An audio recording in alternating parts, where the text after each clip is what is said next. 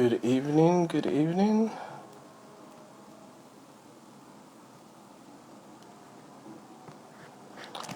Welcome to this Q&A session with Mr. Afolabi Imokwede, who's the author of Never an Afterthought. And the man of the moment is here, so I'll just add him. Just give me a moment, please.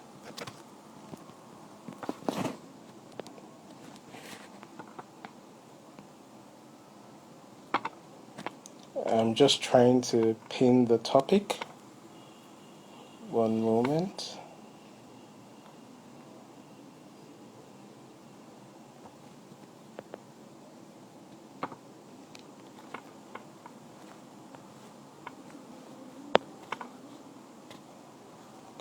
Q&A with Folabi Imokwede.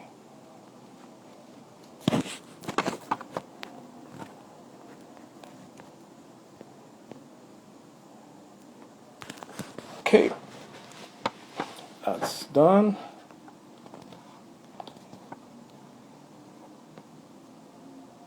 One moment, please. I will. Okay. And I'm.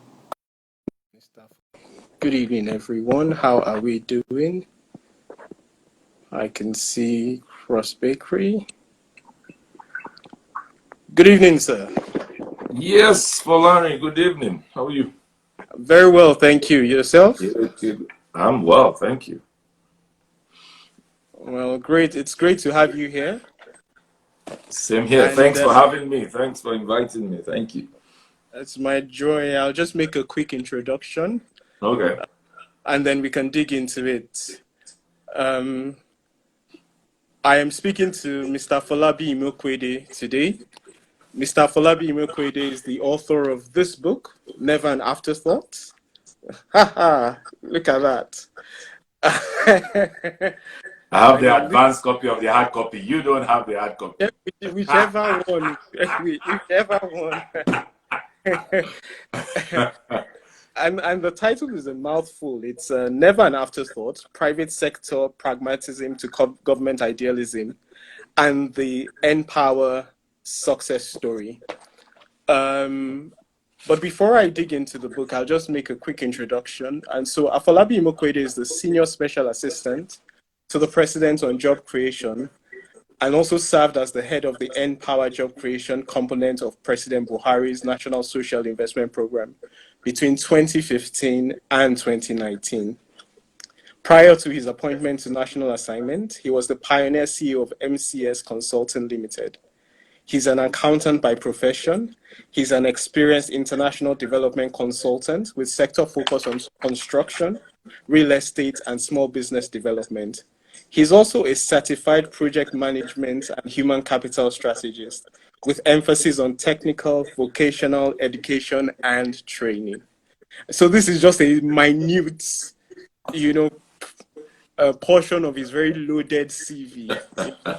When I grow up, I want to be like you, sir.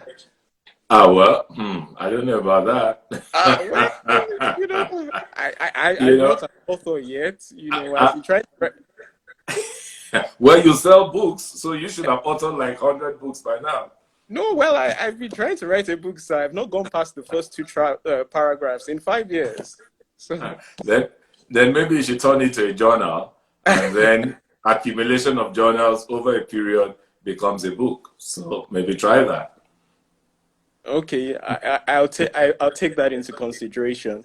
So before I start talking about the book, I would like to just talk about something trivial. Well, I mean something that might seem trivial, but I would like to start with it. Okay. That when you were a student, you had beaten the entrepreneurial bug, and you are doing some business transactions. In particular, you are trying to export gemstone from Jos to Cartier. Yes. I mean, how did you bite the bug at such a young age?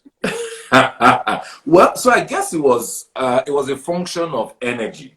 was a function of boundless energy you have as a young guy, and you know that energy has to be harnessed. So it's either harnessed in doing all the other things you'll probably be doing, partying and all the other stuff, or you harness it some way somehow. So in my case, I was restless, and because so I just decided, okay, it's a function of finding whatsoever your hand finds to do. So it didn't even start with gemstones. That was not the start. So the first thing first was my mom at that time was a stationery supplier.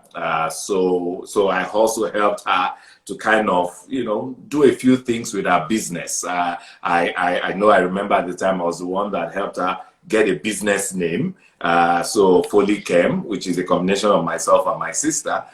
So I helped to do that, helped her. We had a printer living next door at the time, went across to the printer and said, you know what, I want you to print some letterheads, and then I would help her drop. So beyond the schools that she was marketing to, I said, no, you could take this corporate as well.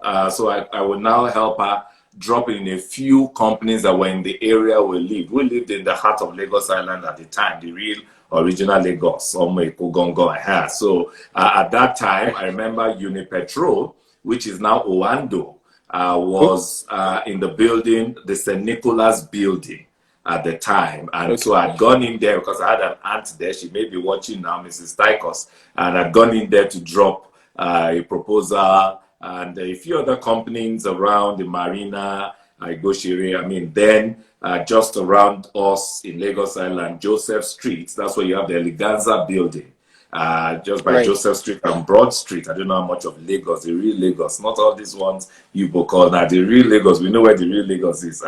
So within that area, so I remember I'd gone to Eleganza as well, just a few companies within the community to help us. So that was where it started. So after that, I had, of course, the benefit of going to Federal Government College Warri, which was a unity school. At the time, you have friends from all over the country. And I remember at the time, Ulengi Binautu, my classmate who was from Kano, he resides in Abuja now, I had connected with him and said, you know what, I want to start dealing with tie and dye, what we call adire, at the time, I wanted to start buying stuff from the north and selling here down south in Lagos. That did quite work out, and then and the rest of the story is in the book. So just to say that those two were not in the book, but there is more. But we have a few in the book already. Yeah. Yes, the book just mentioned it, but it didn't really expatiate. So I was just curious because, when I was probably in university, I was not thinking about exporting anything. And even if I was thinking about exporting. Now, so Falari, so the point is, so it wasn't so much, okay, so you asked really about the gemstones, so I'll come to that in a second, but it wasn't so much about, so maybe, the gemstones was like a far reach, right? But it wasn't so much about that, actually. It was the fact that a lot of us hustled in school. A lot of us did a whole lot of things while we were in school. I remember Good Luck, I forget his name now, Shola Good Luck, I think it is. First name Shola, I was with me in Loot. Then I've always had a sweet tooth. I got it from my mom. So all my biscuits at the time, the foreign biscuits, it was the one that used to supply to us in school. And I was this good friend, and we would even do credit. For those of us that were credit worthy, we'll buy some on credit and things like that. And thousands of us as well, who used to do haircuts, on the side and things like that. So there were very many of us who were entrepreneurial from school. And that's also entrepreneur. A lot of the pastors today also started being pastors in school, if you remember, fellowship pastors and all of that, So I think that's a beauty, of the quality of education that we had. I don't know. That may be a subject of conversation and debate now in terms of what exists today, but not in too many distant years. That was. But to talk about gemstone, now I'd referenced my friend at the time, Obina, who I did a lot of some of these hustles together. Then I referenced Obina in the book at the time. So he was actually the one who had I mean, he had a few other friends who had come to discuss the gemstones idea with us. And then he brought me in into the conversation, and we actually went to Jos together. So we went to Jos, we got aquamarine, I mean, that's when I learned all those things, aquamarine, topaz, Wow. all those stones. And yeah, so yeah, I got it. And then, but because I had a visa at the time, so the lot now fell on me to take it abroad. And I remember even at the time in taking it abroad, just the straight and narrow path. We went to get the necessary license and all that. I can't remember now, but I remember there was a seal on the park because we paid the regular duties. There was a seal on the park, Wow. to show that when I got to UK Wow. as well, I could declare it. And then, so yeah. So Cartier was particularly mentioned because when I got to London and just looking out for where to sell and how to sell, and obviously talking to a lot of people. So Cartier, I walked into Cartier at the time, and Mhm. I think it was the director. I can't remember his title. Awesome. Big white man, at the time, I was still a young lad now, big white man. And he wasn't, and then told me, wow, this is good, this is good, this is good. But you know what? So he then referred me to another smaller town in Germany called Ida Oberstein. I can't forget that Oh, name, wow. and because they would, so he said to me that because they were raw stones, they had not been polished. I needed to take it to Ida Right. Oberstein, and that's where I could sell it raw, and they will then refine and send to them to Cartier in the UK and many other jewelers across Europe. And so that was again, that is not in the book, Sorry, yes. but Sorry yeah. to cut in, please. Eva, how old were you? So at that time, this is night. I mean, so I would have been what, 19, 19, Wow. 20? Yeah, yeah, 19, 20, yeah, yeah, yeah, Mm. about then, yeah, 19, 20, about that time, yeah. So Wonderful. I wasn't very old. I mean, You were I was a young adult, a young hustler. So, okay. yeah. And the comment here from Dolly Peasy, and she says that she And loved my your Cartier glasses, right? I and your can Cartier really. glasses as well. Okay, yeah, okay, I get it, right? Now, so don't ask me now. Let me just give you a tip now. When you now ask me future, why the title Never an Afterthought? Now you are saying it.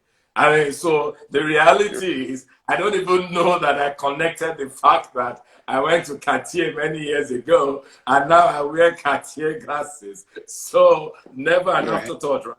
Never an Now afterthought. you see the connecting dots. Thanks, Dolly. Yeah, yeah, yeah. Thanks. And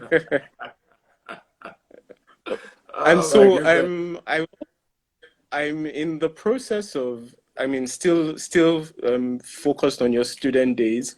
Yeah. You started studying medicine, and I would like you to tell us a story about that took you to NNPC for an insurance brokerage deal that eventually led to your decision to say that you were going to leave Nigeria. Okay, good. So uh, let me, at this point, because I've spoken about my mom and now that story links to my dad, let me give tribute to both of them who are now of blessed memory. My dad is a chairman, 31 years this year, but my mom is still very fresh. So that's still very unreal. It's so unreal to address her with the wars. Well, So I think that, she's still very that's much with us. But both of blessed memory now. So yes, medicine was, I like to say, and like I said in the book, my dad's dream. Now I wish he was alive to now have asked him what really made it your dream for your son. Now he said that he had actually wanted to do medicine, but when he saw blood, he ran. Now that's where it ended.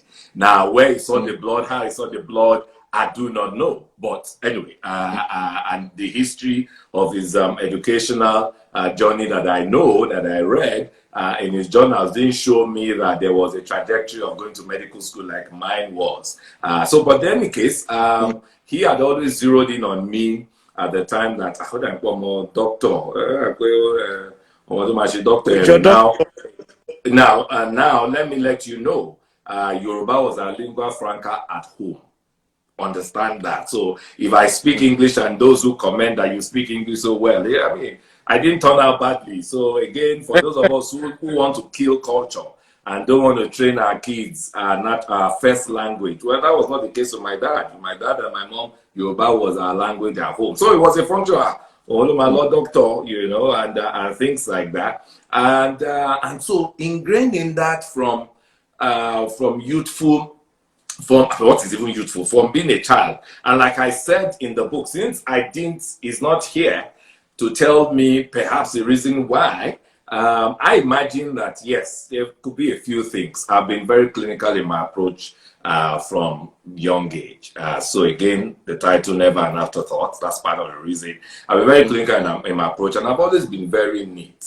I remember there was a particular day I came back from primary school. My sister is listening, so I'm sure she can affirm to this. I came back from primary school, both of us, and my dad was in the living room and he had his friend around, and we greeted Eka Sosa, you know, no, I think it's Ekule Saya, and he'll say Ekabo, you know, sometimes we mix it up and he'll correct us and we'll say it again. That's my dad, you know. So, and as we're walking in to now go change and get ready for lunch, his friend who was with him said, are they just going to school? Because in Benin at the time, where I did primary school, there was morning and afternoon, right? Morning school, afternoon school. So they're like, are they just going to school?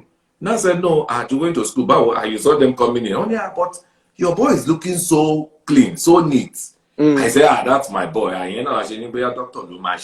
So I imagine, so that's why I wrote in the book that I imagine part of it would have also been that, yeah, I mean, very clean and proper young boy. Those of my schoolmates who are watching will confirm when I was also in junior school in Federal Government College Warri at the time. The other thing I know that was close to medicine was I was the hostel doctor, in the sense that, and this my dad also had. He had a box of his first aid. He don't joke with it anywhere he's going, even if he's going on a day trip, so long as it's not a day outing that is going to town and coming back, so long as he's going on a journey, even if it's a day trip, the only thing he will carry is his first aid box. And he had everything in there, from plaster to bandage to aspirin to whatever. As a matter of fact, even growing up, as much as we had our family doctor, Dr. Garrick of blessed memory, most times my dad calls Dr. Garrick just to mention that, well, temperature there, but this is, I've checked his eyes, because he would tell us he would do this, then he would do this, he would do this, he would do this, he would do this. He would say, I've checked his eyes, I've checked his temperature. So this is what I've prescribed. And Dr. Garrick was like, yeah, I think, yeah, Joe, you're right. I mean, go ahead, you know, but so if after 2 days it doesn't get better, then bring him over. And even when we go, sometimes after now the doctor now clocks with his stethoscope and all that, my dad will have to tell him what he has proffered first before the guy will like, okay, Joe, but I can't stop it. I think from what I'm seeing here, this may be clinical. Anyway, then they will speak on their clinical thing, which I wouldn't understand. So I had that going into secondary school. So I had my first aid box that had, in fact, at a point when the quality of funding for Unity School started decreasing, there was a particular time I had more first aid stuff with me than we had in our college dispensary. No, and that's no lie. Yes, that's no lie. I mean, I became so known that if anything happens on the field, which is the typical place where you would have accidents, right? They would just say, they can't go supply a room, can't go supply a room. Now, they can't go, Unity House, they can't go supply a room. So once there's a wound, I'm the one, they would everyone look from wherever, and Fumi is agreed to it. Fumi Akumi, yes. You know, I'm the one that will now bring up my, I'll bring up my cotton wool, bring up my TCP, clean up, you know, I put a bit of cotton wool and then apply plaster. If it's the one that I feel doesn't need plaster, I'll use iodine and things like that. Now I picked all that just watching my dad do that at home. So that's my own experience and memory about the line of medicine. But then came, like I then said in the book, post-secondary school.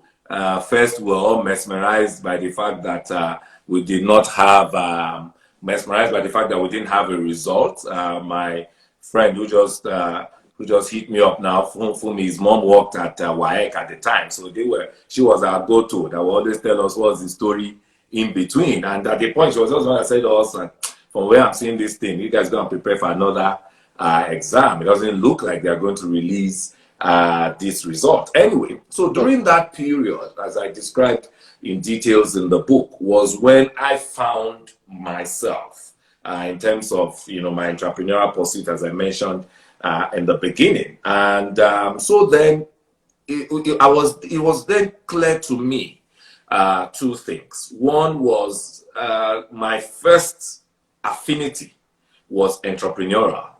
And of course, this is your long-held, and remember at the time now, my dad was late. So if for nothing, you want to honor his legacy, his interest, his whatever it is in you, his investment and all of that. So then turn with doctor, and this is not just, it wasn't just him calling me doctor, but I think I mean doctor only already. Everybody, my granny, my great-granny, everybody was already like doctor what, doctor what. In fact, I don't know if they are watching my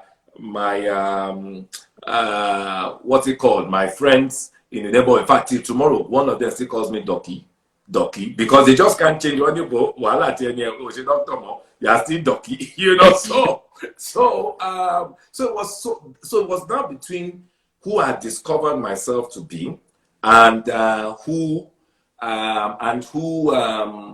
my father's dream for me, right? And so the question was going to be which one was going to win.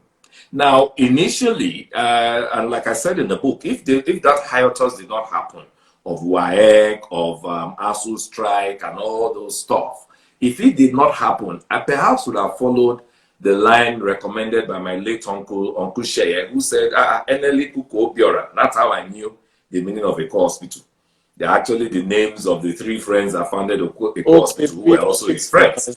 Kuku, the popular Sonny Kuku, and Dr. Obiora. They are the three friends. So he said that they did medicine. They not only did medicine, they practiced, they even opened hospital. Now they're all doing business. So I probably would have followed that path. I would have gone in, done my medicine, and finish it, and probably drop the degree with them, and then go do my other thing. Because so the NMPC story was exactly what then caught the other part for me, because it was now a function of the fact that first in 92, I remember my matric at the time, I think was so in 92 set that didn't get in, that now couldn't get in until 93 set. Now 93 sets couldn't get in because Unilag lost a year and a half at the time, and in fact our matric number was actually 94 blah blah blah blah blah, which again we couldn't get into school until 95 March. So you had this hiatus now for 3 years, right? Just discovering myself. Now you get in and say, okay, I forget all this now. Let me stay focused on what I'm supposed to be doing, right? And that's what you did. I did my pre-med, then get into Akoka, then get into Loot, 96, and you're just trying to run your life. And then you first have a break because of some ASU strike in 96. You had a break, you come back again. Then you then had this break later in 96 that as at that 97, December, when I was taking that decision, there was no end in sight. So for me, now, factor this, my thought at the time was, okay, fine. At least if I'm being fulfilled in what I'm doing, hustling as a young man, then fine. Whenever you call us back, we would go. But here there's a young man also trying to hustle And, you know, you now are hitting the brick wall and also trying to go to school, you know, a fight between ASU and the head of state at the time. So, hey, so I had to take a decision and say, you know what? I think at this point, I am going to go follow my dream. Now, I'm going to follow my dream. Unfortunately, perhaps again, if I could go ahead and read medicine straight in America, it may have been a different story. But because I can also explain in the book how by God's leading, I knew that I wasn't going to Europe or anywhere else but the States. And now having settled for the States, knowing fully well that there was no way I could easily transfer my credits as a medical student in Unilag to any university in the States. It would require I having to do pre-med, which is do another science course and go into pre-med. And at that time, just like it is now, every young lad is mindful of his age. You know, you all, nobody, I mean, for us, we are all desired that by age 21, 22 will be done from school. You know, so these were all the things running in my mind. That, so I'll now go to US and I'll go and start pre-med. That will be 4 years. Then I'll now go into medicine. And I was like, no. After all, so after all, medicine is my father's dream. So let me now follow my own dream that did not require me to stay that long and what have you. So yeah, so that's how I had to make that tough decision. And I described in very detail in the book. That's what that chapter 4, I think, when I was chatting my path dangerously. I described in very, you know, in a lot of details how I came to that decision and how I follow through with that decision. Yeah. Okay. And I think that was probably the first example of many examples in the book which show you leaving certainty for uncertainty. I will probably discuss other things much later. But then let's talk about the US. What was it like there? The culture shock as a student? Or was there any culture shock? Well, so there are a few, but some were positive culture shock.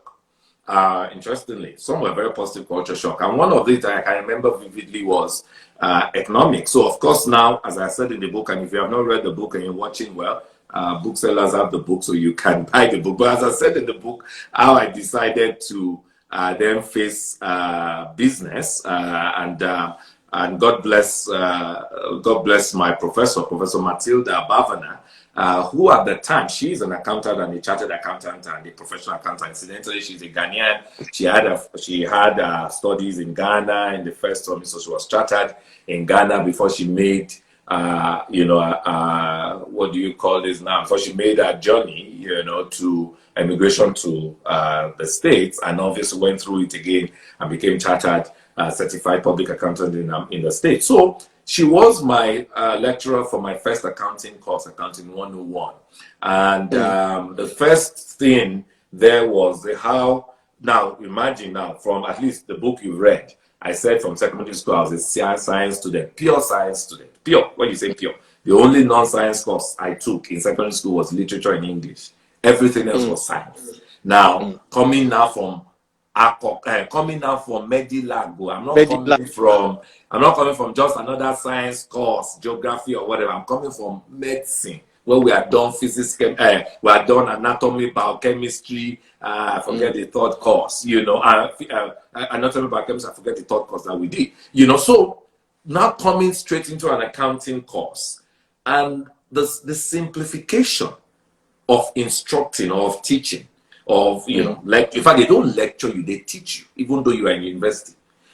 So made me ace accounting. In fact, the closest to me doing anything financial was in bookkeeping, business studies in junior days in secondary school. And I remember everybody used to ask me, have you done this before? Have you done this before? And I'm like, no. And I would say, and I would chuckle in my mind that if I only tell you, if only you know where I'm coming from, you'll be more mystified about who is this guy, you know. And and when I registered at the time, I registered for business administration, And if there's anything about a professional that you know, those who do professional courses, and this is no disrespect to business admin, because yeah, they tell you if you've done MBA too is a professional course, but you know, some of us know professional course versus professional course. Anyway, so she came to me and said, why would you be doing business admin if you're already living medicine and you want to come into the, but then come and do a professional course. Then anytime, any day, you can whip your license and you would be empowered, you know. And that's how she basically, anyway, lured me positively into accountancy, and that's how I got my degree. But in any case, the first positive culture shock, because I've said one, the second positive shock, culture shock to me was economics. Now, I don't know if you took economics, whether in secondary school. Did you take economics in secondary school? I did, sir. Okay, now, did you have this myth about economics that you could never get 100 in economics? Did you have that myth when you took it in secondary school? Yes, Because sir. I remember Yes, sir. our economics professor and my FGC worry people watching, Gege Femini. What do you want to write in economics? You know, that you would get, you know, now. 100. Now, unfortunately, I didn't even take him anyway because, like I said, I was science. But I used to hear all my colleagues say, they get feminine. Wait till you all right. You get 78, A1, you don't try. And things like that. So I had that for me saying yes. So I had that at the back of my mind. So when I got into Essex County College, and I forget our professor of economics name. Anyway, took this economics. And guess what? We're preparing for your exam. So he would tell you ahead of the class that, okay, this is your first day of class is running through his syllabus, and he's telling you the very junctions he's going to do the 4 exams, and that Right. it would also so you tell you that 4 exams is what you need to finish his course, but he's going to give you opportunity for a 5th exam, which will then be what you call your option. So that you will take your 4 best scores. And then it would also then tell you. So that was the first thing, right? Then when we are preparing for the first exam, we would have told you will cover up from lesson topic this to this, and then you're going to have the exam. Now we'll finish covering the topic, let's say last period. Now the exam is going to be 2 periods from there. So the period in between is going to be his preparation. Guess what? He will write the 12 questions that he's going to ask us on the board. He'll write the 12 questions, and he'll tell you, you have the 2 questions with bonus questions. You are free. It would encourage you to answer all 12 if you can, because it's bonus questions, right? And I'm like, what's going on here? You write the 12 questions. He will tell you, you know, this area, go study this area because it's going to happen. Go study this area, go, you know, and things like that. And here we will go and study. We'll come back and take the exam.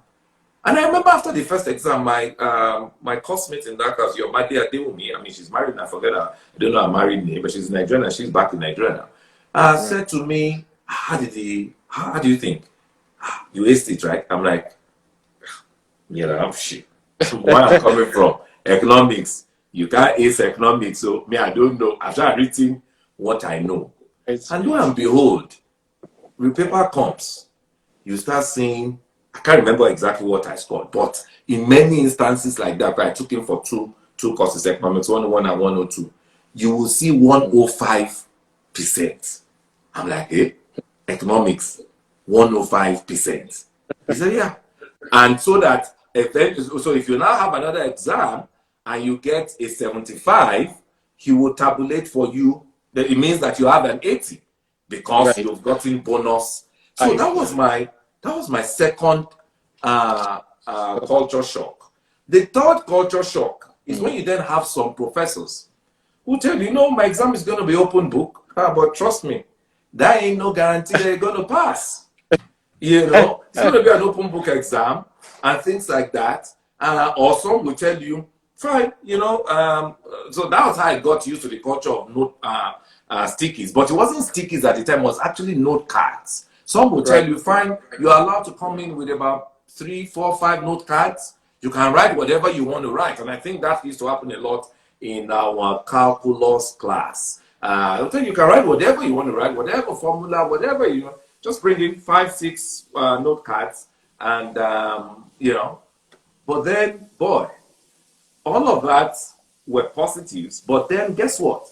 It didn't make you pass any better. In fact, what I realized was open book exams became more difficult because if you don't know the question, if you don't know what parts, what is the journey to the solution to the equation, where do you want to go and look at in your textbook? To even then know whatever. So you just find, and it will tell you, because it's open book, he will now not give you all the full period. You say it's open book, right? You want open book, right? Okay, good. So then it will be 1 hour.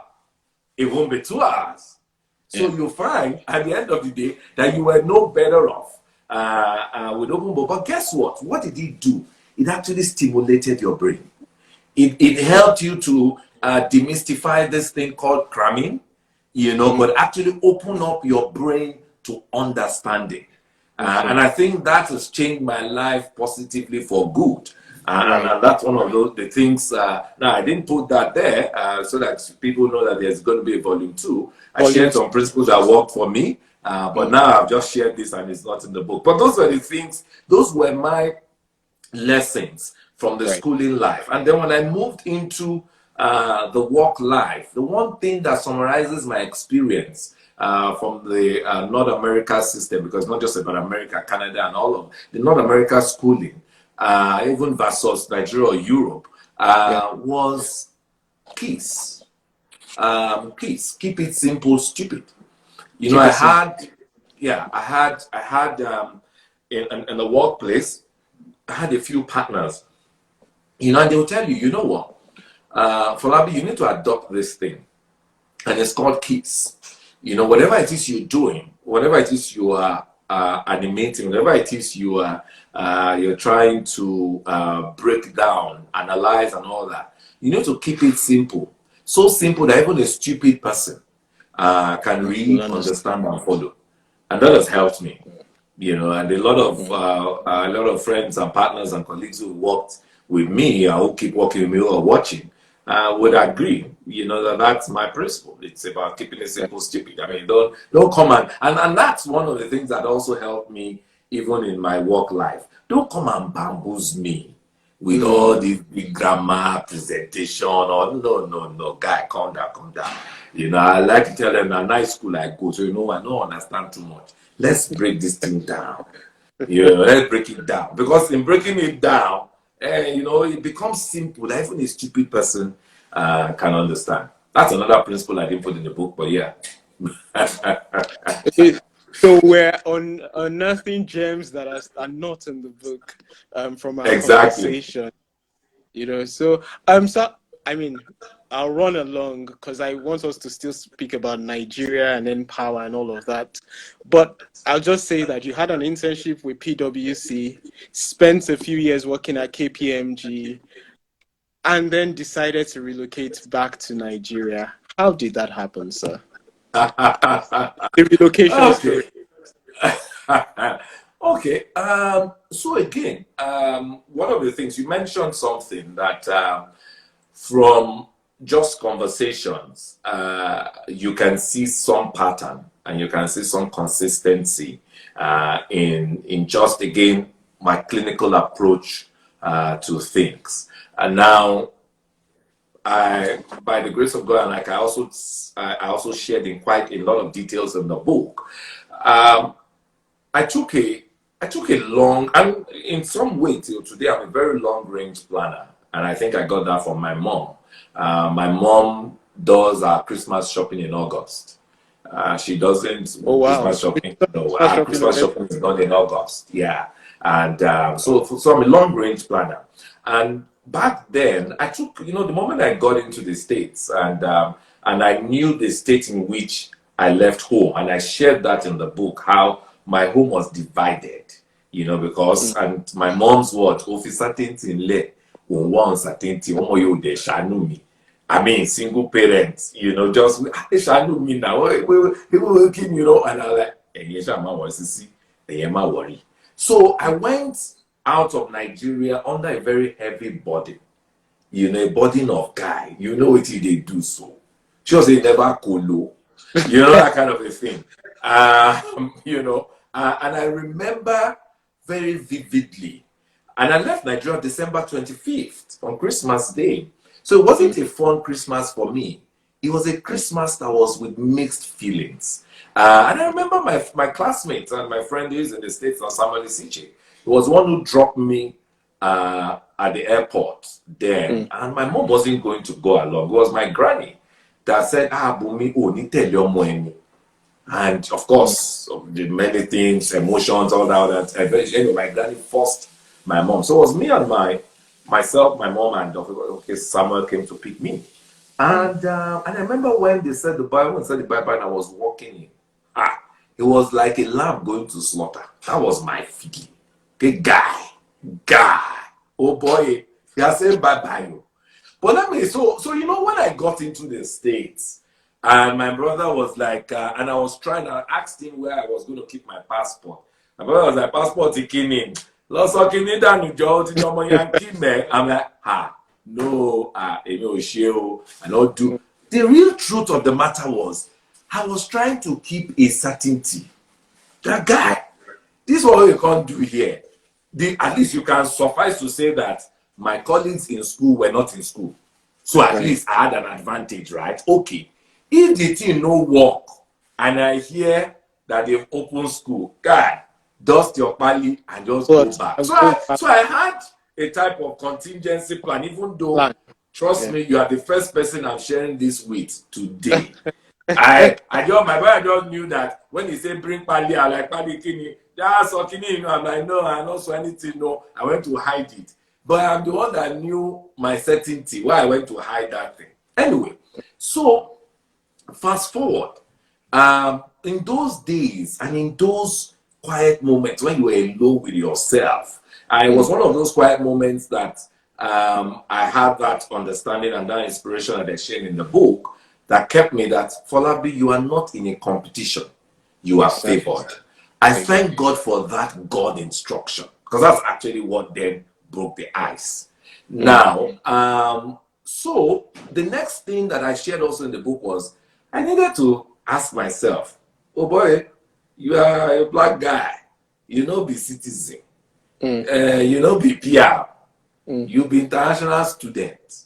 So, and if I was going to go for the best, you better strategize yourself. So my strategy was to break in through academic excellence. And that explained all of the academic excellence as I shared in the book as well. And so, what then happened? A year before graduation, like I mentioned to you, how I turned down a free scholarship, full scholarship to go to King University. Full scholarship? Yeah, full scholarship. Your mother, the woman that I mentioned a minute ago, she went to King University.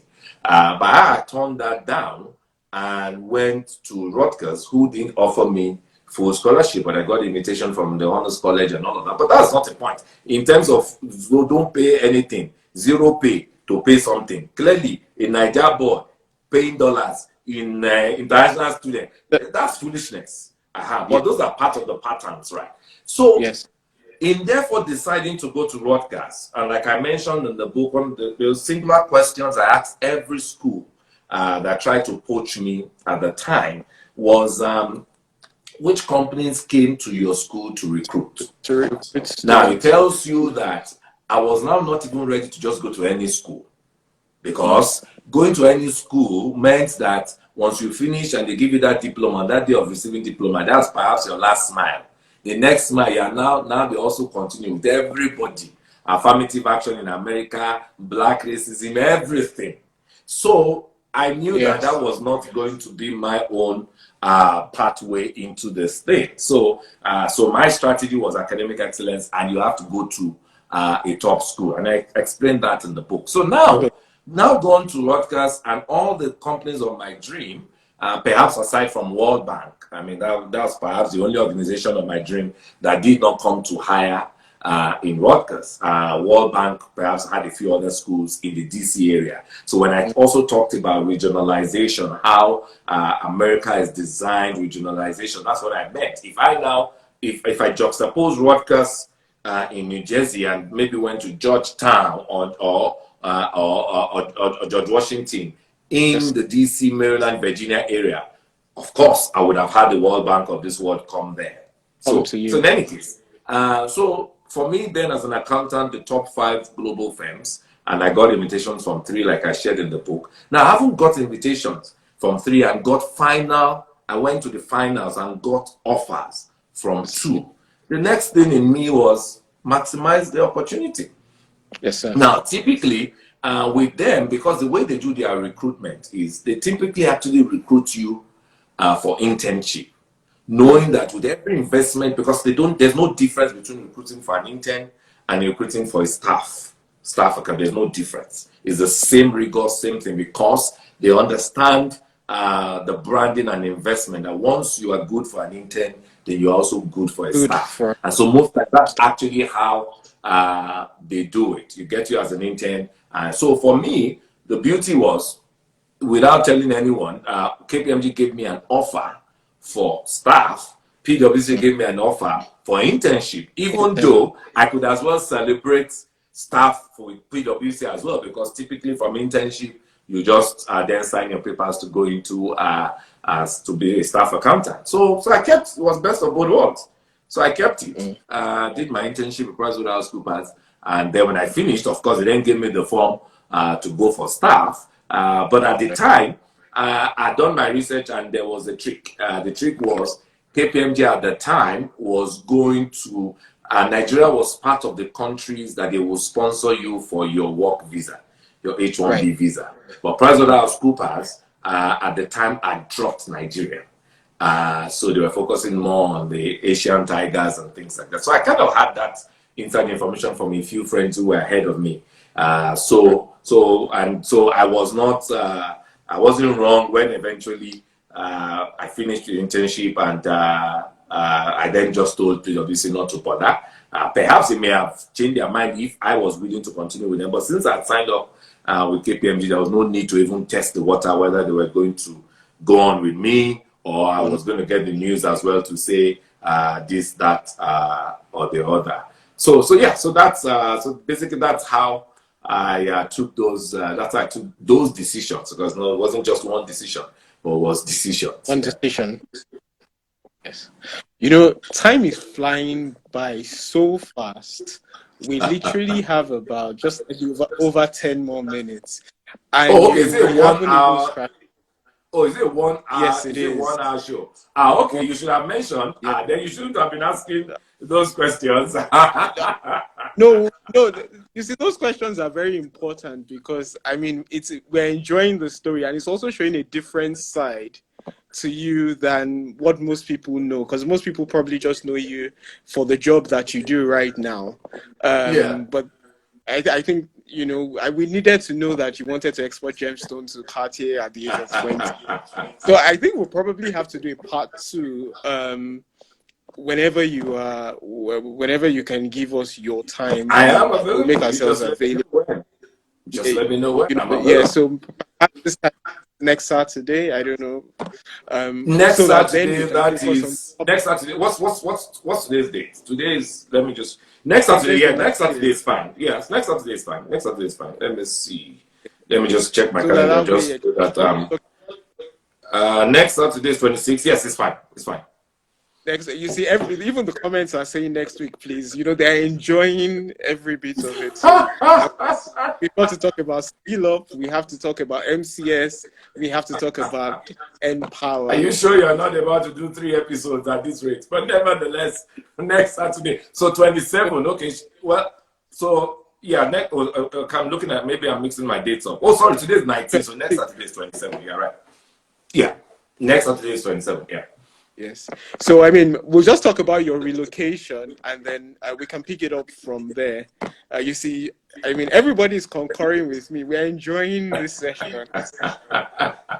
So, okay. Yes, the decision to return back Okay, to so how Nigeria. then did I relocate? Wow, interesting. Okay, so in any case, well, I hope you are not giving out too much that people will now like. I've listened to Falabi now. I don't need to buy the book. So I'm not going to No, be answering no, some of no, these questions very directly. I'm going to because the answers are in the book. So don't do Ojoro for no, songs. no So, but in problem. any They case, must buy. so No, no, no. okay. Before you answer the question, Yes. please type in your comment. Reassure him that you will buy your copies, please. So yes, So please that continue, sir. that is very important because you're a bestseller. You know me, maybe I'm written. No, you have to make money. You have to pay the bill. I So have to. so, but the point. I mean, so the chapter. So for those who have bought and have not read, the early answer to your question, which is why did I even know that there was going to be a comeback to Nigeria? I imagine it's in chapter. Hold on a minute. I Don't think that. mention the chapter. Just Okay, okay. So I assume okay. So well, there was somewhere in the book where I likened myself yes, sir. to Moses. Somewhere in the book where I likened myself to Moses and how Moses was born, as we know, was born in the king's palace. But he was born in the king's palace as a never and afterthought. There was a purpose why he was born in the king's palace, and the point was Yes. he was born there to be trained in Pharaoh's palace because there was an assignment in a later date for him. Now that's the understanding that I had even before leaving Nigeria, and it's in the book. That's also the reason why it was the United States of America and nowhere else. So at least that point was clear. A lot of things were not clear, and so in writing the book, and just like we're even discussing today, a lot come to you in Come to you, retrospect, yes. but at least certain bits were clear. And that's always the way with God.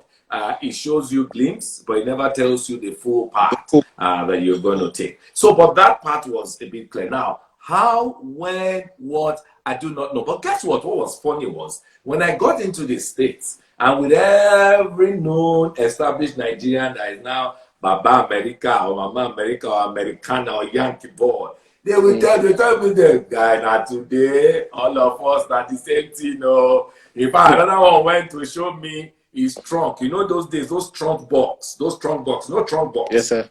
You know those trunk box. And Yes, one sir. showed me, says, guy, come. He took me to his room. He said, see that trunk box? That was what I used to buy things and put for Niger. My Niger day, they come. I'm only here for a season. For many times I see something, I go buy. No go use that for you. I'll go and put it in the trunk box because this thing they go Nigeria, they go there. He said, so guy, all of us see me now, 20 years, I don't do it. So in any case, that was the understanding I had. Now, I wasn't going to argue the reality of others because again, remember, if I argue the reality of my friends and support and everything that was around me, I may then have been careless and not have. I may have gone with Key University Scholarship. I may not have, positioned myself for the broadcast, for the top accounting firm. So the reality was, I also prepared myself for the best of life in the United States. That's the reality. That's the reality. Right. When I got my H1B, I got my H1B with the normal design that I will work 2 years, 2.5 years with KPMG, and they will sponsor me for green card. So it was so I went with the normal course. But let me answer because in terms of your time, the short answer therefore was the call to come back came earlier than I then anticipated. Now that's the reality, and I think I also mentioned that in the book. It came earlier than anticipated, and I like to give credit to who credit is due. And I said this to President Olusegun Obasanjo when I went to present my books to him, that the voice of that call was actually his voice. Right. When he won elections in '99, at that point in time, I was more about my career. So I wasn't even looking to Nigeria other than calling Nigeria to just check on my folks that I do every 2 weeks or the other thing. I wasn't bothered about anything going on in Nigeria, to be quite honest. I didn't even know where primaries of PDP or APC or whatever it was at the time. I think it was PDP, and at that time it was AD and all that. I didn't even know where their primaries took. I didn't even know who the flag bearers were. I just knew at some point that it was Falaye. If you ask me now what party the Falaye contest on, I have to go into my Nigeria history, right? So I don't know what Falaye and Obasanjo. AD, Alliance for Democracy. It was AD. So I knew that. So just to tell you how connected I was now in America to settle into America. But one thing, of course, that you will credit President Obasanjo for was my sister said SDP and AD. No, SDP is before. I remember now. I still in Nigeria at 99, 93, hope 93. So in any case, so the what's it called? So one thing you will credit President Obasanjo for in the first tenure was the fact that he needed to rebrand the image of Nigeria, and he traveled far and wide. And one thing he also did, any country he traveled to, he would always make it a point of duty to meet with the Nigerian community, which is also what I see a lot of continuing presidents do now anyways. And I remember at the time, and of course, because he was also negotiating our debt cancellation and all that, of course, he made quite a few trips to the US. And anytime he was in the US, now fast forwarding to 2000, you know, there will be these gatherings. Nigerians will go. Some of it I went, and then it will all be about reform. I just be hearing the word reform. The guy won't reform. Oh, the guy won't reform. Oh, they are talking about financial. That's why that this whole debt cancellation is part of his financial reformation. You know, see, don't bring up on your well. You know that. You know, so all that was the gist. You know, gist in town, gist around Nigeria community. And that's how the word reform started ringing. And I have always heard that word reform before in my days of trying to relocate. Because when I then dropped that scripture of Isaiah 58, which is also in the book, yes, that's where the connections. So I would say, therefore, that that call came earlier than I had anticipated. So that's how I made my journey back. You know, a lot more in the book in terms of the real details. So I didn't just pack up my bag and go. I'm sure now, sure. And this is a lesson. I'm sure if I did that, I would have been long back in America. Oh yeah, I would have been long back in America because Nigeria is a land for the brave and the bold. And I've had my fair share, and I do remember that. And incidentally, when I mentioned this to President Obasanjo, the first thing he said to me, he says, "And you have remained since then?" I said, "Yes." He looked at me and said, No. The reason I'm asking is because a lot of people came back, but they have gone back. That even my son came, he has gone back. And I saw you are still back since then. So those who saw the picture where he was patting me as I was signing his copy of the book, that's exactly what the conversation was like. Well done, Okushe. Well done. That was what he was doing. He was patting me on that picture. But I dare say that one, because it was part of a bigger call, which is the Never and Afterthought title. Two, and because it was part of a bigger call, there was also a systematic approach to my coming, and I created a word called gradual descent. Until today, my colleagues who work with me know what is called gradual descent. So I actually took, so in the book, I described my gradual descent, you know, coming small. So the real Vico that is telling me, hoping for the courage to move back someday, come back. Gradual descent. That's for him, gradual descent. Exactly, yeah. Well, thank you very much, Mr. Folabi. If you've just joined us, I've been speaking to Mr. Folabi Imokwede. He's the author of Never an Afterthought. And this is part one. We're going to be here again. Same platform, same channel, next Saturday at 8 p.m. Be sure to join us. Thank you so much. It's been an enlightening session. It's been like a mentoring session as well. And I'm sure many people will buy the book. Thanks, Folabi. So we'll see you next. We'll Next see you week, next same time. Saturday, sir. No problem. God All bless right, you. then. Thank Thank you you. so great. I appreciate it. Yeah, cheers. Thank you. Yeah, thanks everyone that have joined in. Thanks.